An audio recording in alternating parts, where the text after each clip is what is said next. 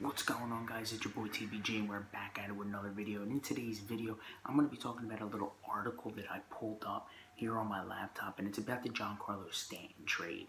Now, I wanted to get into this just because I feel like it's very, very big to talk about this right away and get my feedback out there so you guys can give me yours and I'll tweet you guys and everything like that. But I'm going to get into the article now. The article was written by Buster Onley of ESPN, and basically what he was trying to depict to us is that this is a deal for Stanton to make. This is Stanton's deal. There's no other deals out there that can be approved without Giancarlo Stanton. And he got into a nice little argument here with the no trade clause.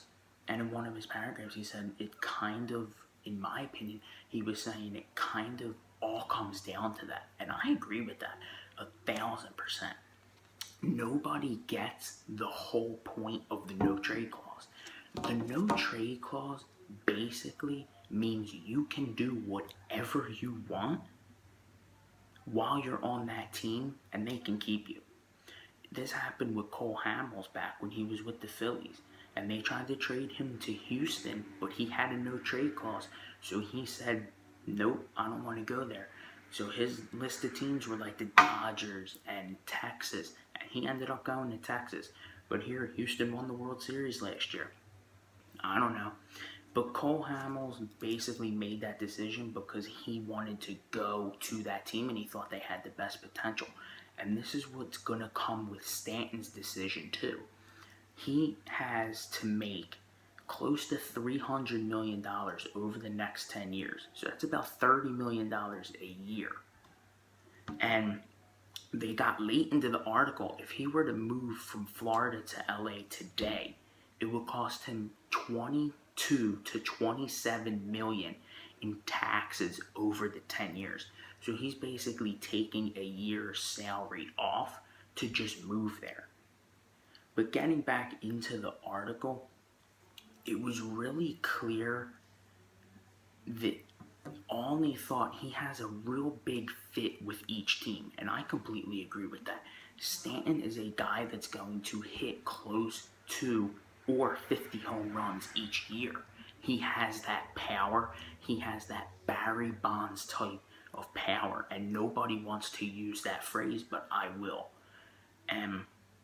With this trade being between the Cardinals, the Giants, the Dodgers, it all will come down to Stanton. And I clicked on the video that's on top of the article, which you guys will see because it's in your description down below, that Stanton went to high school 18 miles away from Dodger Stadium. He wants to be home again. And that's exactly why he was saying, oh, I prefer LA, everything like that. He would be home. And I think I can relate to that most from this whole piece, trying to be home. He wants to be where his family is right now. He doesn't want to be across the country. You're basically looking Florida here and California all the way up here. He doesn't want that distance.